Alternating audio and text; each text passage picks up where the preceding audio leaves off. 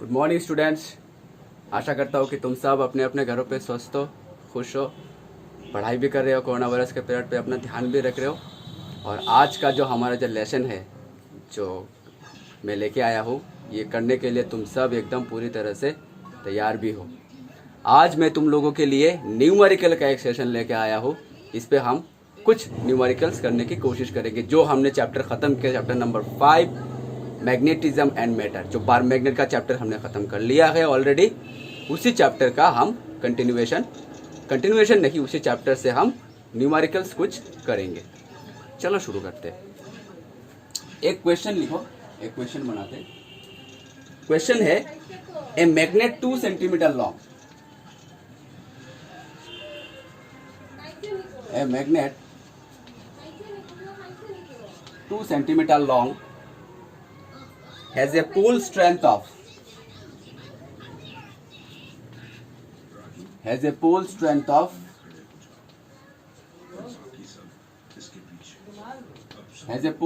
of 60 ampere meter,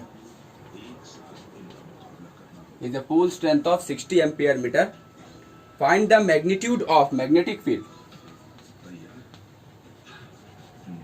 Find the magnitude of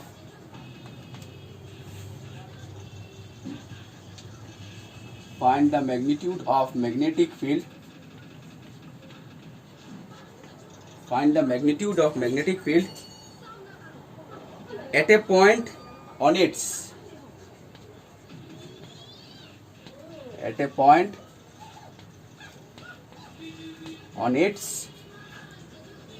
axis at A distance of, यानी axial line पे, axis at A distance of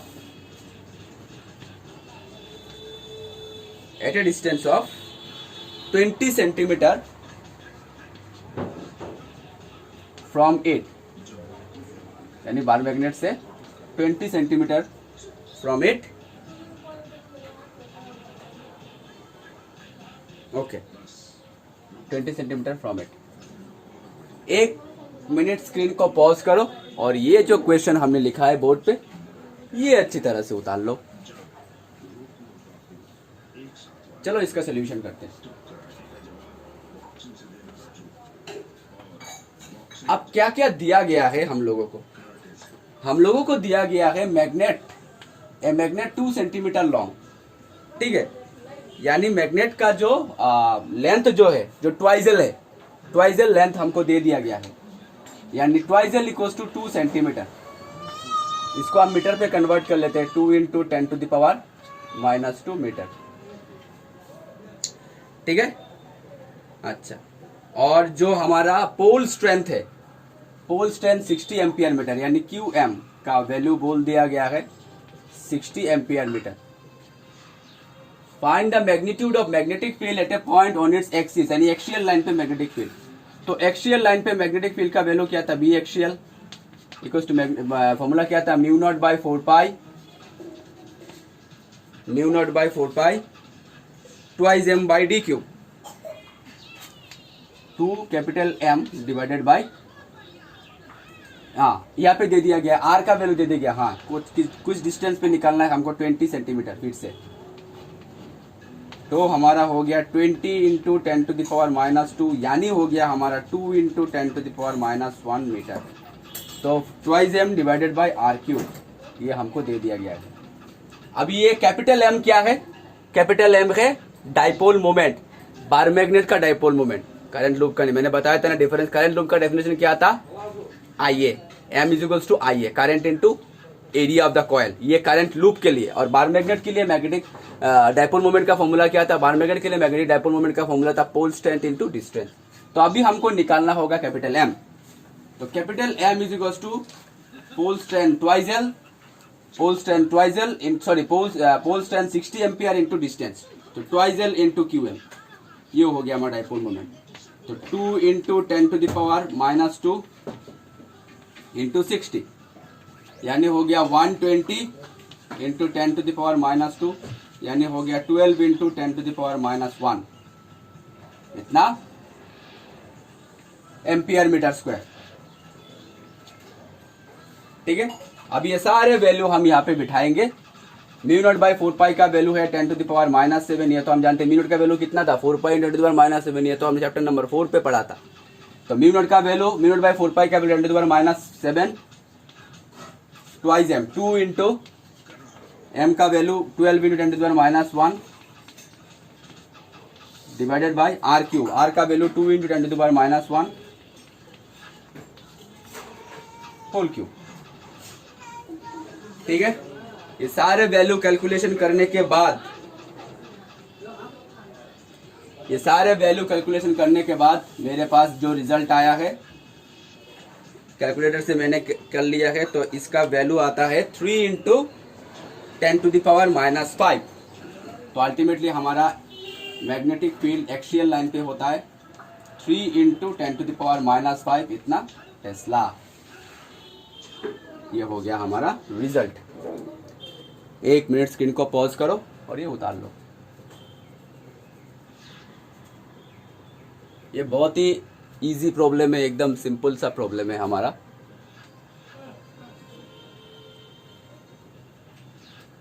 ठीक है, चलो दूसरा question बनाते हैं।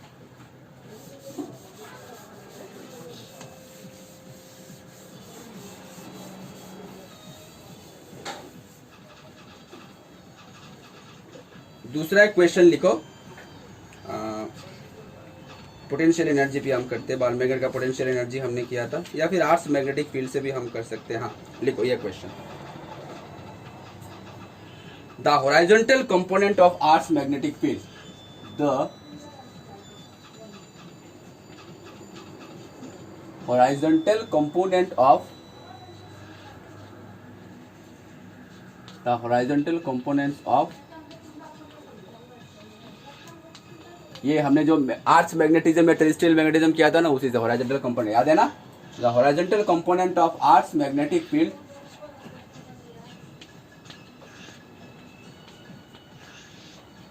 The horizontal component of earth's magnetic field at a place is,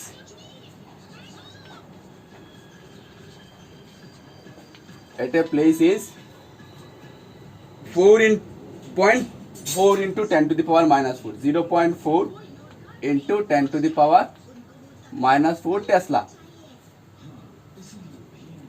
If the angle of dip, if the angle of dip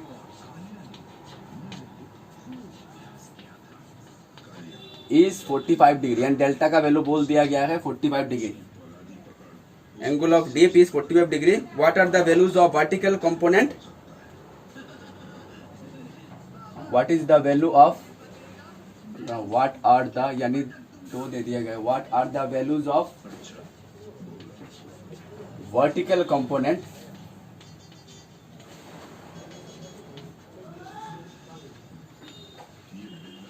what is the value of vertical component and total intensity of Earth's magnetic field, and total intensity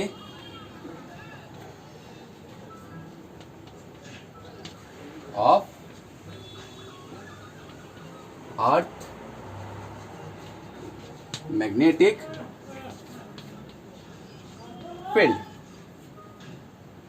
ठीक है, 1 minute screen को pause करो, ये question उतार लो।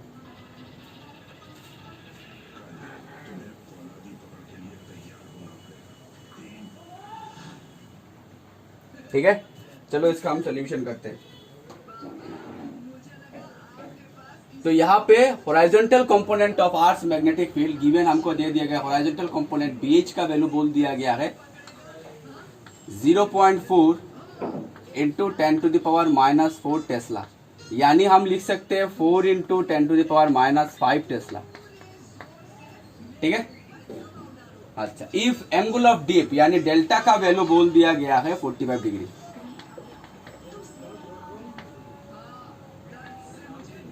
ठीक है, delta का value बोल दिया गया है 45 डिग्री। अभी बोला गया है what are the values of vertical component. अच्छा, वर्टिकल कंपोनेंट का वैल्यू निकालने के लिए बोला गया है। अच्छा, तो हमने पढ़ा था, देखो बी एच इक्वल्स टू, ये मैं हिंट्स दे रहा हूँ, B H equals to B cos delta, ये हमने पाया था, B H equals to B cos delta ये हमने पाया था, और बी वर्टिकल कंपोनेंट हमने पाया था बी साइन डेल्टा, याद है ना? ठीक है, अगर हम डिवाइड कर दे, अगर इसको हम बी बाई बी एच कर दे, यानी vertical component divided by horizontal component अगर हम कर दे, तो बी तो हमारा कैंसिल चला जाएगा, sine delta by cos delta हो जाएगा हमारा टेन डेल्टा। समझ में आया ना? अभी यहां से वर्टिकल कंपोनेंट निकालना एकदम इजी हो गया। देखो डिवाइड कर दिया हमने, यहाँ पे बी इज इक्वल्स टू हो जाएगा, वर्टिकल कंपोनेंट हो जाएगा बी एच टेन डेल्टा। अभी बी एच का वैल्यू बिठाओ, 10 डेल्टा यानी 45 डिग्री, यानी कितना ही रहेगा हमारा 4 इंटू 10⁻⁵ टेस्ला ही रहेगा। 1045 का वैल्यू तो हमारा 1 है, कैलकुलेशन करने की कोई ज़रूरत नहीं, डायरेक्ट बिठा दो 10⁻⁵ इतना टेस्ला। ठीक है, अभी बोला गया है ये तो हमने वर्टिकल कंपोनेंट का वैल्यू निकाल लिया, and total intensity of earth's magnetic field.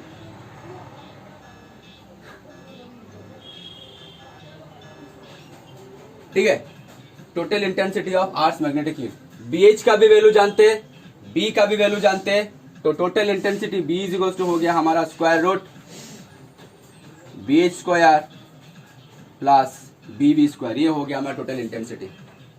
ठीक है, तो ये स्क्वायर का वैल्यू बिठाओ,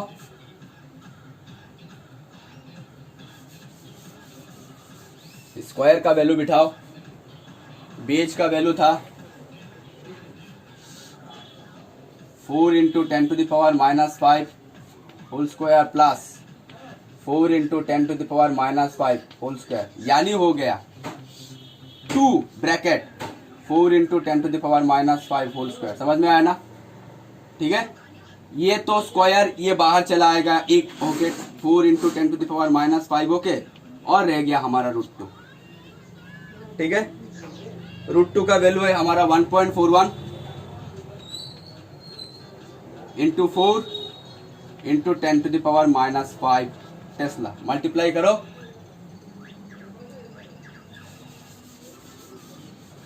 मल्टीप्लाई करो, कितना आता है रिजल्ट? 4 1 ज़र 4, 4 4 ज़र 16, कैरी 1, 4 1 ज़र 4 प्लस 1 5, तो 5.64 इंटू 10⁻⁵ टेस्ला। ये हो गया हमारा total intensity of earth's magnetic field. एक मिनट स्क्रीन को पॉज करो और ये रिजल्ट उतार लो।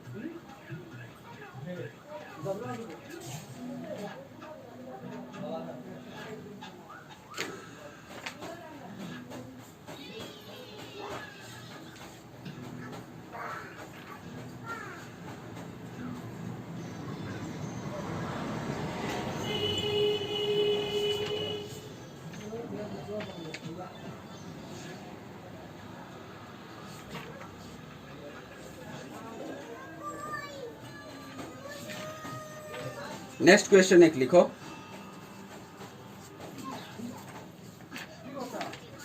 नेक्स्ट क्वेश्चन यहां से लिखो।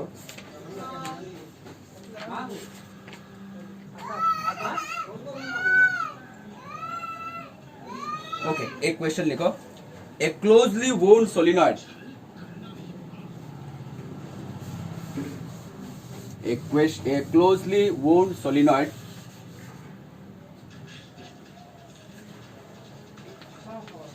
a closely wound solenoid, a closely wound solenoid of 800 tons, यानी नंबर ऑफ टन बोल दिया गया है, of 800 tons and area of cross section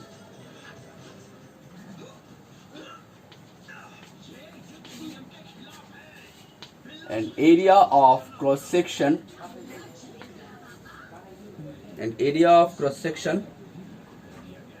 2.5 into 10⁻⁻4, 2.5 into 10⁻⁻4 metre square,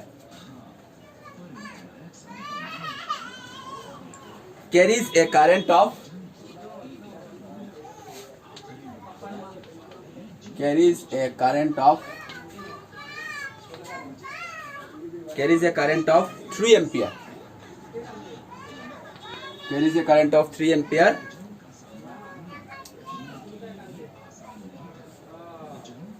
What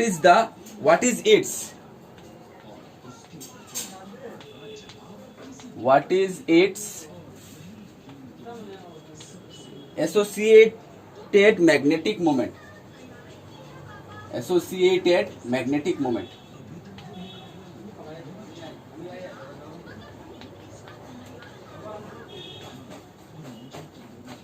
ठीक है, 1 मिनट स्क्रीन को पॉज करो या क्वेश्चन उतार लो.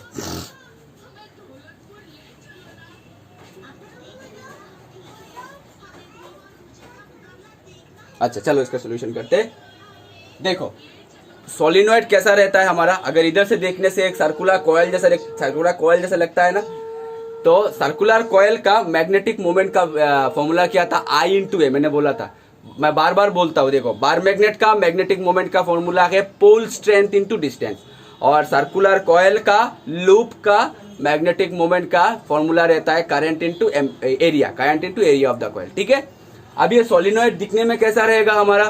क्लोजली बोन्ड सर्कुलर कॉइल जैसा ही रहेगा ना. अच्छा, तो देखो यहाँ पे करंट का वैल्यू हमारा बोल दिया गया है 3 एम्पियर.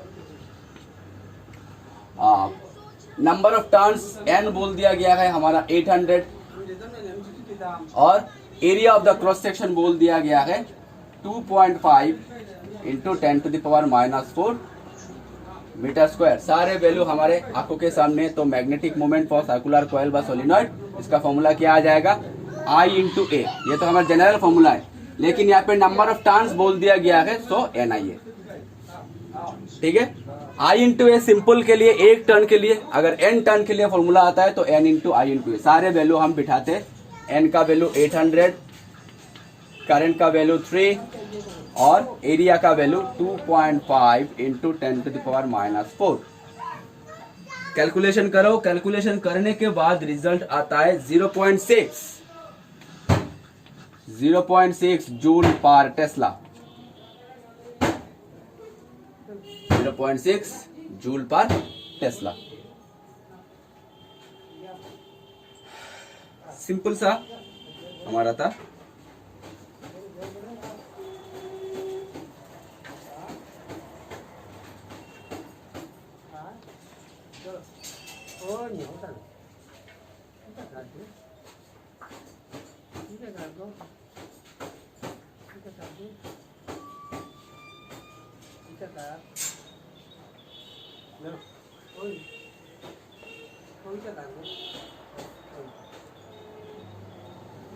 ठीक है.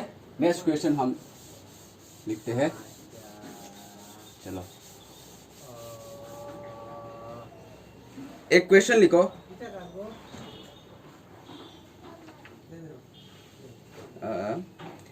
A bar magnet of magnetic moment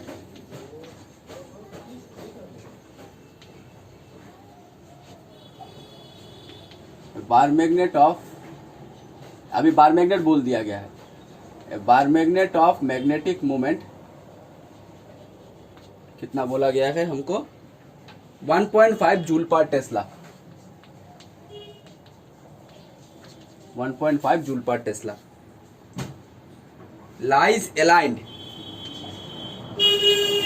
ये magnetic moment lies aligned, ALLIGNED, lies aligned with direction of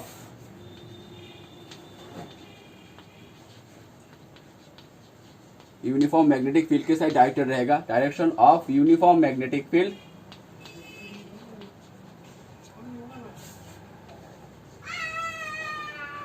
direction of uniform magnetic field of 0.22 Tesla. 0.22 tesla. अभी क्वेश्चन बोला गया है A, what is the amount of work done? What is the amount of work done what is the amount of work done to turn the magnet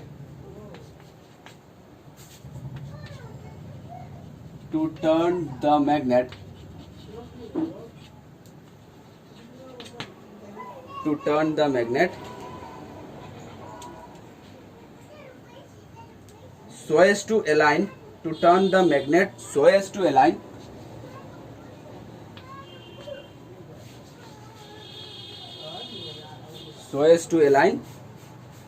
its magnetic moment. अच्छा, so as to align its magnetic moment.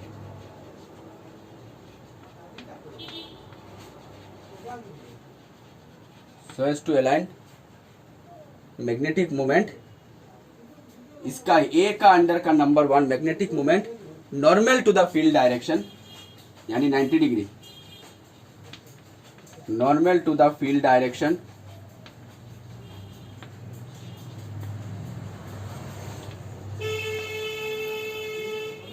Number 2 opposite to the field direction, opposite to the field direction, and number 2 हो गया।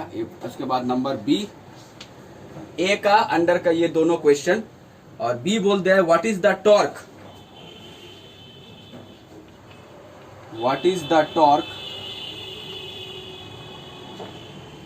The torque, in cases 1 and 2, यानी ऊपर के cases में case जो 1 ये 1 और 2 पे टॉर्क का वैल्यू कितना होगा इन केस 1 एंड 2। थोड़ा लंबा क्वेश्चन है, 1 मिनट स्क्रीन को पॉज करो और ये क्वेश्चन उतार लो।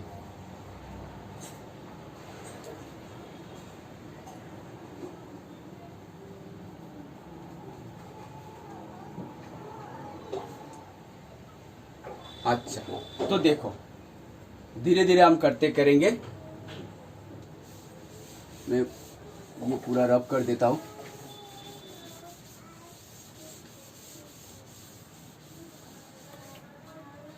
तो क्वेश्चन देखो बोला गया है हमको कि क्या क्या दिया गया है क्वेश्चन में। मैग्नेटिक मोमेंट दे दिया गया है, मैग्नेटिक मोमेंट एम का वैल्यू दे दिया गया है हमारा 1.5 जूल पर टेस्ला, 1.5 जूल पर टेस्ला ये हमको दे दिया गया है, और it's aligned with an direction of uniform magnetic field of, यानी बी का वैल्यू दे दिया गया है 0.22 टेस्ला।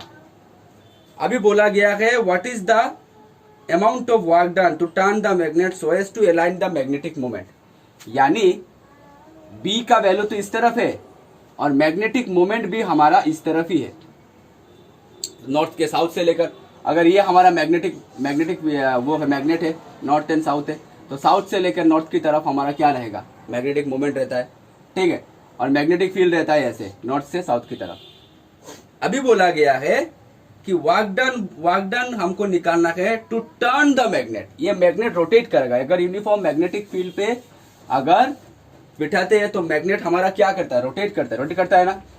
वर्क डन तभी होगा जब मैग्नेट यहां से लेकर यहां तक रोटेट करेगा। तो ये तो हमारा इनिशियल एंगल θ1, अगर मैग्नेट ऐसा रहा नॉर्थ एंड साउथ,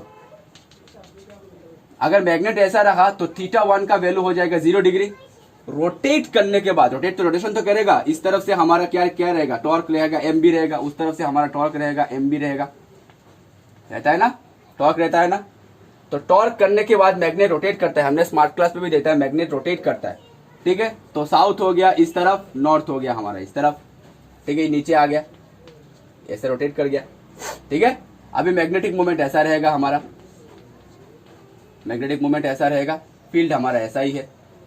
तो देखो फील्ड इस तरफ, बी वेक्टर हमारा इस तरफ, मैग्नेटिक मोमेंट हमारा इस तरफ, तो मैग्नेटिक मोमेंट और फील्ड का एंगल कितना हो गया, θ2 हमारा कितना हो गया, 90 डिग्री। समझ में आया ना, ठीक है। मैग्नेटिक मोमेंट, ये देखो मैग्नेटिक मोमेंट इस तरफ, मैग्नेटिक मोमेंट डाउनवर्ड, फील्ड हमारा इस तरफ, तो दोनों का बीच का θ2 का एंगल कितना हो गया, 90 डिग्री।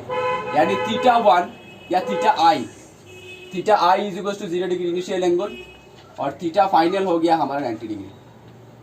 तो वर्क डन, अभी हम ए कर रहे हैं, work done W is equal to formula क्या था, m into B into cos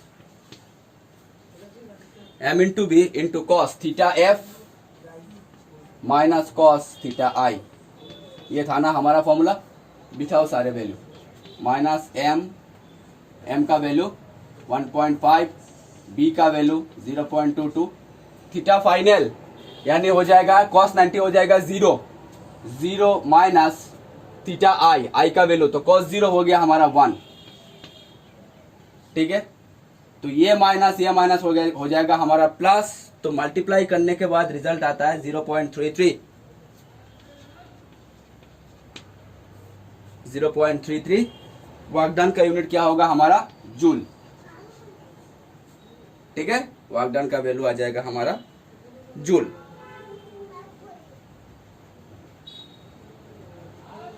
तो what is the amount of work done turn the magnet so as to align with normal to the magnetic field direction. तो normal अगर हो जाएगा तो theta is equal to 90 degree. अभी second बोला है, ए का 1 हमने किया है वर्क डन, ए का 1 हमने किया है, ए का 2 नॉर्मल बोला है, तो नॉर्मल के लिए फाइनल थीटा 2 थीटा एफ या थीटा आई दे देते तो सुविधा हो जाएगा तुम लोगों के लिए। अगर नॉर्मल डायरेक्शन बोला है, एक A1 के लिए नॉर्मल बोला है, अगर नॉर्मल रोटेट करता है तो नॉर्मल का value theta F is equal to 90 degree. इससे हमने वर्क डन का वैल्यू निकाल लिया। अभी नंबर 2 हमको क्या बोला है? Opposite to the field direction, यानी अभी अगर ऑपोजिट हुआ, नंबर 2 हम करेंगे, अभी अगर ऑपोजिट हुआ तो थीटा आई तो हमारा 0 डिग्री है ही, थीटा एफ हमारा कितना होगा? 180 डिग्री। समझ में आया ना? पूरा रोटेट कर गया। अभी ये पूरा रोटेट कर गया, तो इनिशियल तो हमारा थीटा 0 तो है ही है, और फाइनल हमारा कितना हो जाएगा अगर ऑपोजिट हो गया मैग्नेटिक फील्ड से? ये मैग्नेटिक फील्ड इस तरफ, मैग्नेटिक मूवमेंट अगर इस तरफ हो गया डायरेक्शन, तो दोनों के बीच के एंगल क्या रहेगा हमारा? 180 डिग्री। तो अगर ऑपोजिट हो जाएगा तो थीटा फाइनल हमारा क्या रह जाएगा? 180 डिग्री। अगर ये हम इस इक्वेशन पे बिठाए तो W का वैल्यू आएगा, बिठा के देखो, W का वैल्यू आ जाएगा 0.66।